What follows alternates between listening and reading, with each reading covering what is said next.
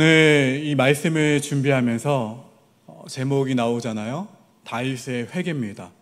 이 다윗의 회개 이 부분을 계속 묵상하면서 말씀을 준비할 때 사실 저도 이 말씀 앞에 저를 바라보았을 때 자유롭지 못했습니다.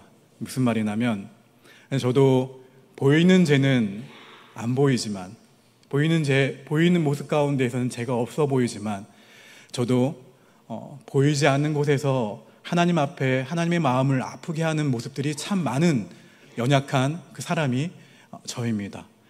목회자이지만 그리고 남편으로서 그리고 아빠로서 그리고 하는 사람으로서 굉장히 연약한 부분이 많은 사람이에요. 그 연약한 부분이라는 것은 다른 것이 아니라 하나님 앞에 하나님이 보시기에 하나님 마음에 합하지 못한 부분들이 많다는 것이죠. 오늘 이 말씀을 저와 여러분이 함께 묵상할 때 이 말씀이 불편함이 아니라 오히려 주님을 향해서 시선을 돌리고 한 발자국 한 발자국 십자가 복음으로 나아가는 전환점이 될 수 있는 이 말씀이 되기를 주의 이름으로 축원합니다. 우리 에베소서 2장 1절부터 5절까지의 말씀을 우리 함께 읽겠습니다. 시작.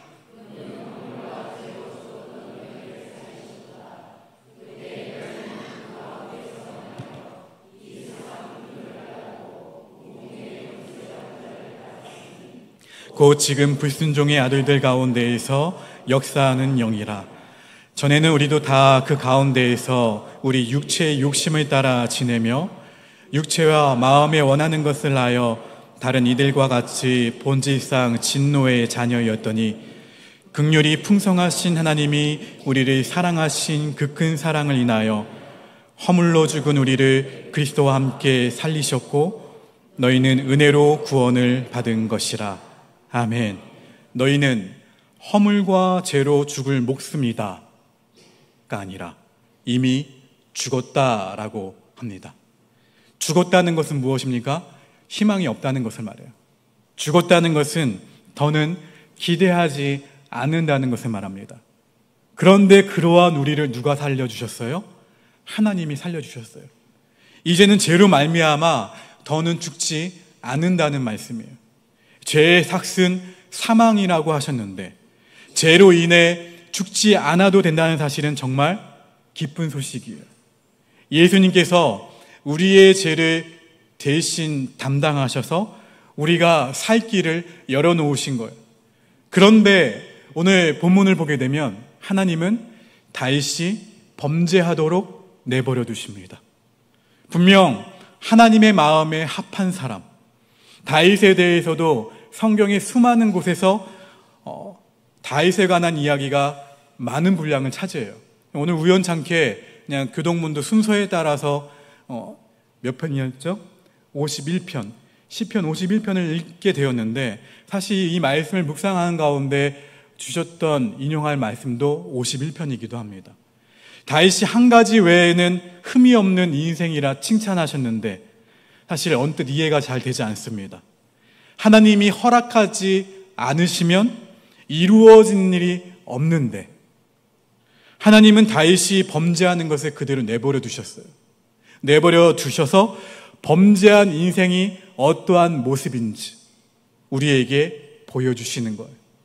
누가 범죄할 수 있는가? 죄라는 것이 무엇인가? 죄로 인한 아픔이 무엇인가? 그것을 우리가 깨닫도록 하나님이 우리에게 보여주시는 거예요. 그리고 다윗이 그 가운데에서 회복되어지는 과정을 보여주시면서 죄로 인해 죽을 수밖에 없는 우리가 어떻게 하나님께 돌아가고 하나님이 우리에게 주신 그 아름다운 삶과 진리를 누릴 수 있는지를 보여주시는 거예요. 우리는 다윗의 죄를 그냥 표면적으로 남편이 있는 아내를 빼앗고 또 그 남편을 죽게 만든 것이 죄라고 생각합니다. 다들 그렇게 생각하시나요? 어떻게 그럴 수 있지? 어떻게 아꼈던 그 부하의 아내를 빼앗고 그리고 부하를 전쟁의 사지로 몰아넣어서 죽일 수가 있지? 정말 다윗 나쁜 놈이구나. 벌을 받아 마땅한 사람이네 할 거예요. 그러나 그 당시의 상황과 그 당시의 문화에서는 권력을 가진 왕의 그러한 행위를 심각한 문제로 받아들이지 않았다는 거예요. 일반적으로 왕의 권력을 가진 사람이라면 그렇게 할 수 있는 시대가 다윗의 시대였어요.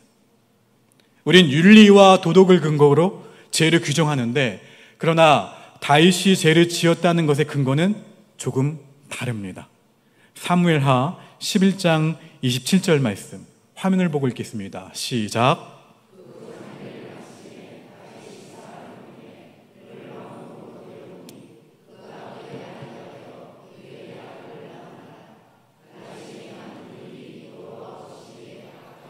이어서 본문 9절 말씀 읽어보실까요? 본문 9절입니다. 시작.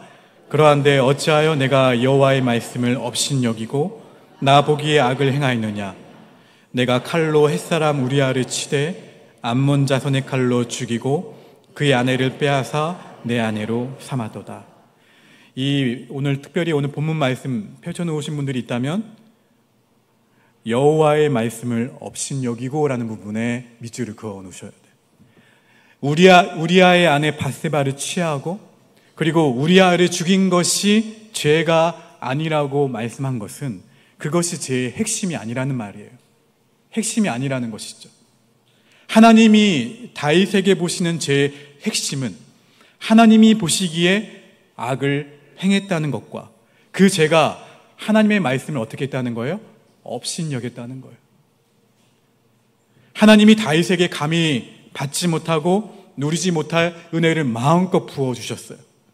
그런데 다윗이 하나님의 말씀을 어떻게 했다고요? 업신여겼어요. 업신여기고 하나님 보시기에 악을 행한 거예요. 업신여겼다는 말은 몇 가지 의미가 있습니다. 하나님과 하나님의 말씀보다 무엇을 더 주장한 거예요? 내 생각과 내 판단과 내 경험과 내 지식을 더 귀하게 생각한 거예요. 이게 하나님을 업신여겼다는 거예요. 그 결과 그것을 더 가치 있는 것으로 받아들여서 살았다는 거예요. 내 가치, 내 경험, 내 주장, 내 뜻대로 하는 것이 뭐가 문제가 돼? 하면서 그것을 더 가치 있는 것으로 받아들이면서 살아가는 것. 그 결과 다윗은 어떻게 됐냐면 우리아의 아내 밧세바를 취하게 되었고 또한 우리아를 죽이게 된 거예요. 만약 다윗이 하나님의 말씀을 업신여기지 않고 자신이 지켜야 할 우선순위로 하나님의 말씀을 귀하게 여겼다면 이 죄는 일어나지 않았을 거예요. 우리는 살아가면서 많은 죄를 짓습니다. 하나님은 저와 여러분 모두에게도 내가 너에게 얼마나 많은 은혜를 베풀었느냐, 죄와 허물로 이미 죽은 너를 살리기 위해 내 아들을 죽이기까지 했는데, 그래서 지금 네가 살아있고 너에게 희망이 있는 것인데, 너를 살린 그 은혜와 사랑을 업신여기고 네가 하고 싶은 대로 하며 살고 있구나.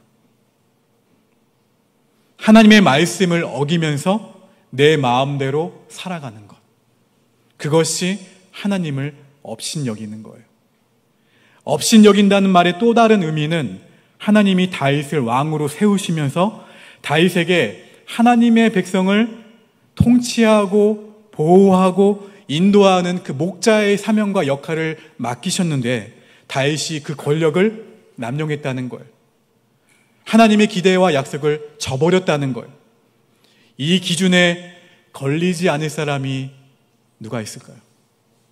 하나님이 자격 없는 우리에게 은혜를 주신 것이 참 많아요. 참 많은데 우리는 하나님이 주신 그 선물을 내 마음대로 짓밟고 있습니다.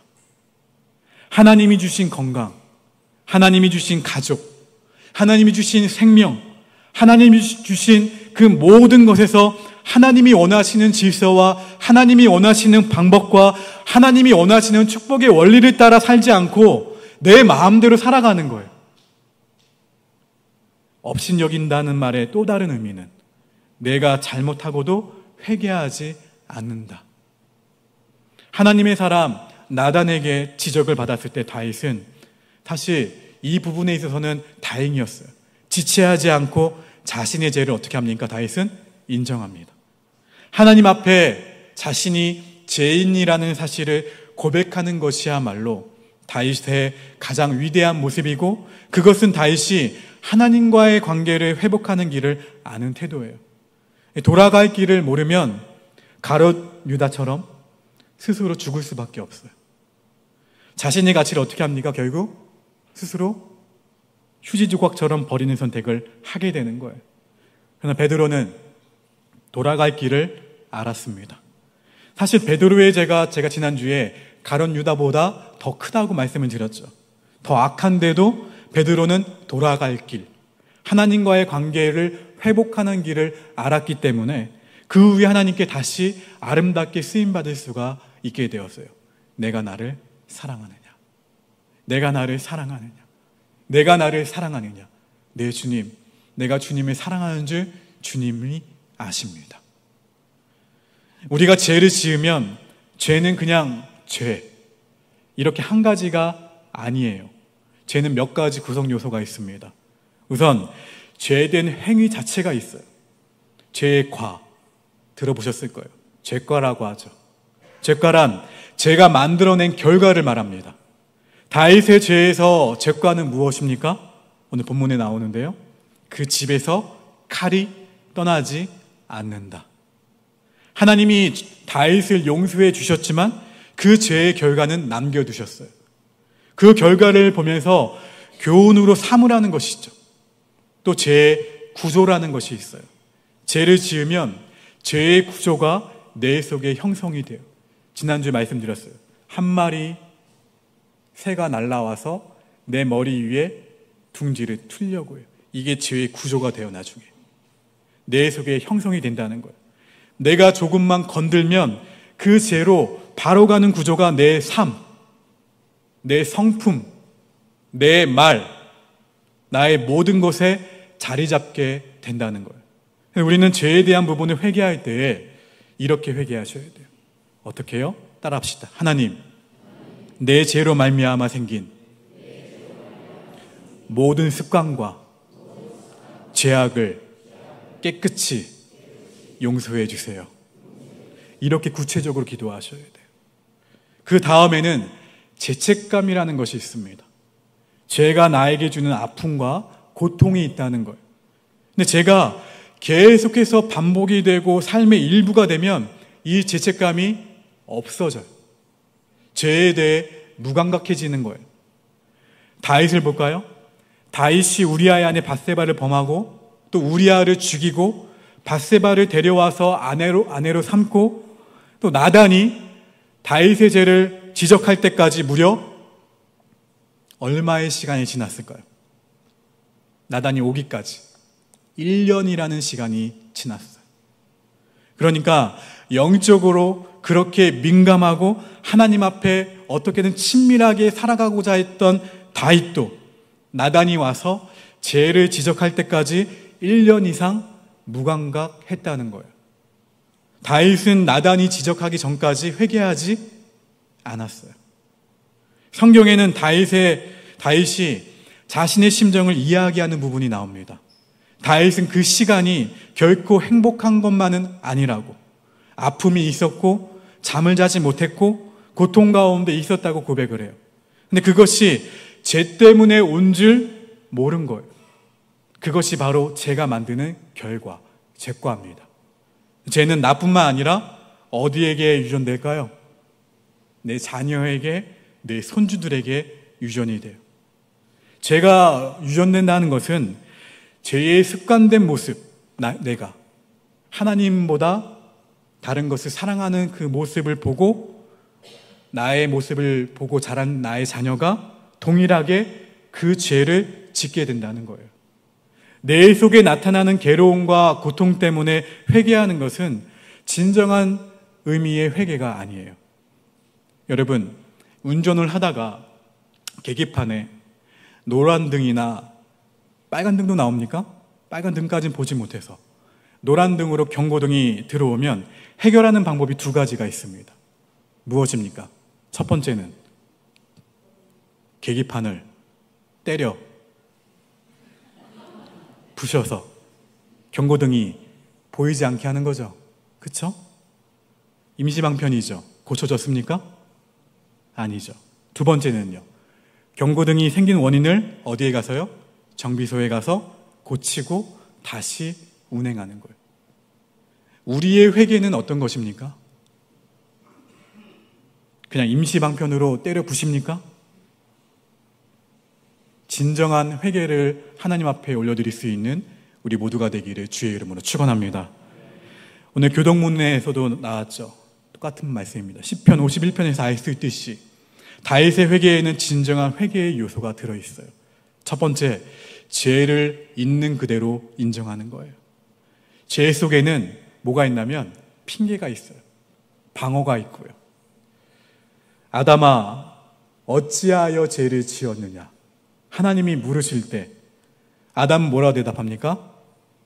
당신이 보내준 저 여자가 죄를 짓게 만들었습니다. 또 여자에게 하나님 다가가시죠. 뭐라고 묻습니까? 여자여, 너는 왜 죄를 지었느냐? 하나님이 물으셨을 때 여자는 뭐라고 대답합니까? 당신이 창조한 저 뱀이 죄를 짓게 만들었습니다. 이들을 통해 알 수 있듯이 죄 속에는 분명히 핑계와 방어가 있다는 거예요. 그만큼 죄를 인정하는 것이 어렵다는 거예요. 여러분, 우리의 기준은 하나님입니다. 내가 의롭게 산다고 자신이 기준이 되면 안 돼요. 하나님을 기준으로 죄를 인정하셔야 돼요.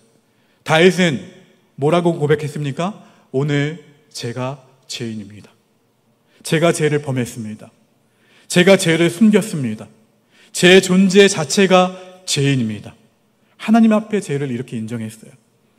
우리 교동문 읽었지만 다시 한번 읽어볼까요? 시편 51편 3절부터 6절까지의 말씀 읽어봅니다. 시작.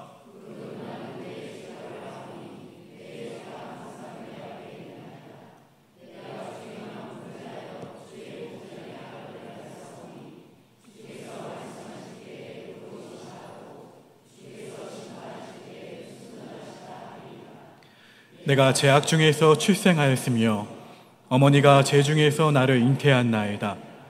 보소서, 주께서는 중심이 진실함을 원하시오니 내게 지혜를 은밀히 가르치시리이다. 내가 사람에게 죄를 지었지만 그 죄가 사람에게만 지은 것이 아니라 하나님 앞에 지은 죄임을 내가 압니다. 이 고백이 오늘 시편 말씀에 담겨 있는 거예요. 교동문 가운데 담겨 있었고요. 이렇게 다윗처럼 하나님 앞에서 제가 죄인입니다. 이 고백이 늘 우리 가운데 있기를 주의 이름으로 축원합니다. 두 번째, 다윗의 회개에는 죄로부터 완전히 돌아서려고 하는 의지와 욕구가 담겨 있다는 거예요.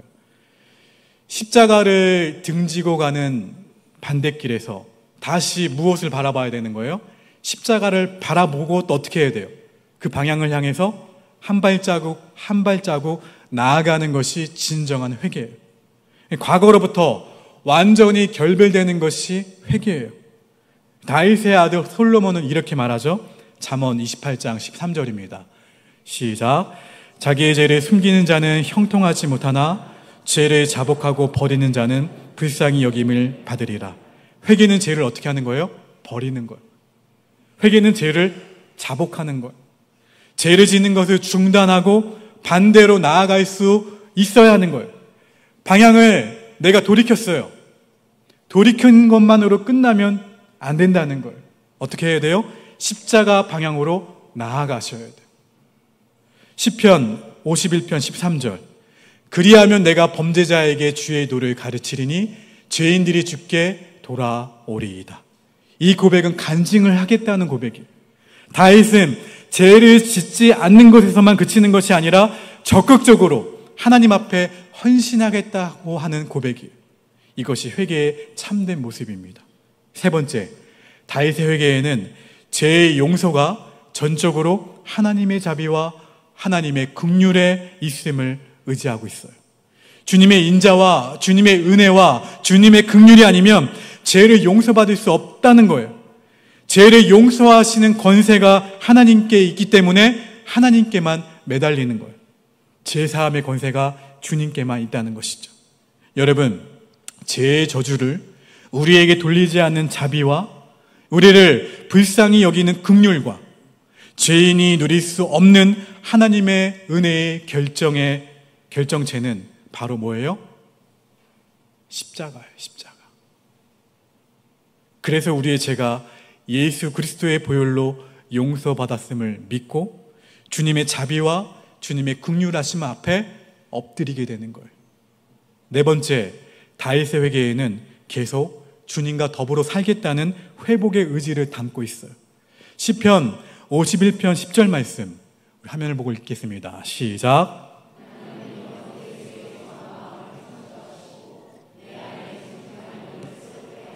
할렐루야. 다윗의 이 기도 가운데에는 하나님과의 관계를 회복하고 싶고, 하나님의 은혜를 회복하고 싶고, 하나님의 언약을 회복하고 싶은 마음이 담겨 있어요. 여러분, 예배는 무엇입니까? 예배는 하나님과의 친밀함이 예배예요. 내 편리에 맞게 와서 드리는 것이 예배가 아니에요. 하나님이 받으시는 예배는 예배의 감격과 예배의 기쁨이 그 안에 담겨 있어요. 내가 적극적으로, 소극적이 아니고요. 적극적으로 하나님과의 관계를 회복하려고 몸부림치고 어떻게 해요? 저를 따라 고백해 봅시다. 내 인생의 공급이 하나님께만 있습니다. 내 인생의 기쁨과 감사가 하나님께만 있습니다. 이 고백이 예배 가운데 있어야 된다는 거예요. 회개는 하나님께 다시 돌아가는 거예요. 하나님과의 관계를 다시 회복하는 방법이에요. 그러나 그것은 내가 하는 것이 아니에요. 내가 아무리 수백 번, 수천 번, 수만 번 회개하더라도 하나님이 받아주시지 않으면 그것은 회개가 될 수가 없어요. 진정 하나님이 우리를 용서하실 때 용납되는 거예요. 사랑하는 성도 여러분, 그래서 다윗은 축복이 무엇인지 알았어요. 시편 32편에서 이렇게 고백을 하죠. 같이 읽어봅니다. 시작. 허물의 사함을 받고 자신의 죄가 가려진 자는 복이 있도다. 마음에 간사함이 없고 여호와께 정죄를 당하지 아니한 자는 복이 있도다. 할렐루야. 다윗은 하나님과의 관계가 끊어져 봤어요. 끊어졌던 경험이 있어요. 이 죄와 허물이 가리워지고 용서받는 것보다 더 큰 복이 없다고 고백하고 있는 거예요. 근데 안타깝게도 우리는 어떻습니까? 우리 자녀만 볼까요, 먼저? 내 자녀가 잘 되고 돈 많이 벌고 자녀들의 마음대로, 자녀들이 원하는 대로 되는 것이 복이라고 생각을 해요. 그렇다면 죄의 아픔을 겪은 다윗의 심정으로 오늘 인용했던 시편 51편을 다시 한번 읽어보기를 바랍니다. 우리가 겪었던 그 아픔과 회개해야 할 것들이 생각날 거예요. 사랑하는 성도 여러분, 제약된 세상 가운데에서 우리는 구별되어서 정결한 삶을 살아가야 됩니다. 하나님이 붙드시는 정결함을 가지고 뜻을 정할 때 하나님은 다니엘과 세 친구를 귀하게 사용하셨어요. 우리가 정말 하나님 앞에 죄를 지었다면 십자가 보혈로 씻음을 받고 하나님 앞에 다시 한번 정결한 모습으로 나아가 하나님이 다시 사용해 주시기를 부르짖으며 회개해야 돼요. 다니엘과 특별히 느헤미야는 조상들이 지은 죄를 그들 자신의 죄로 끌어안으며 어떻게 했어요? 회개했어요. 그때 하나님이 그들을 통해 이스라엘을 회복시켜 주셨습니다. 우리도 우리 가정을 어떻게 하셔야 돼요? 끌어안으셔야 돼요. 나의 일터를 끌어안으셔야 돼요. 우리 교회를, 우리 거제와 민족과 열방의 죄를 나의 죄로 끌어안고 회개하고 다음 세대에게 그 죄가 이어지지 않도록 나로부터 새로운 축복의 줄기가 시작될 수 있도록 기도하게 되기를 주의 이름으로 축원합니다. 우리의 삶을 지키기 위해서는 거룩한 몸부림이 필요해요. 그런데 우리의 힘으로는 우리 자신을 지킬 수 있나요, 없나요? 오늘 이렇게 결단하고 이 자리를 나아가지만 저도 연약한 사람이라 지킬 수가 없어요. 그래서 교회가 굉장히 중요합니다. 교회 공동체가 나를 붙들어 주는 거예요. 사랑하는 성도 여러분, 하나님 앞에서 어떻게 살 것인지 서로 나누세요. 서로 나누고 힘들고 어려운 가운데에서 하나님을 같이 의지하고 같이 기도하면서 붙들어 줄 수 있는 영적인 가족, 특별히 예배 이후에 있을 구역 청년부 소풍데이가 그러한 시간이 되기를 바랍니다. 그래서 우리 복교회가 서로 붙들어주는 믿음의 공동체가 더욱 되기를 주의 이름으로 간절히 축원합니다. 오늘 말씀 생각하시면서 함께 원하고 바라고 기도합니다. 함께 찬양합니다.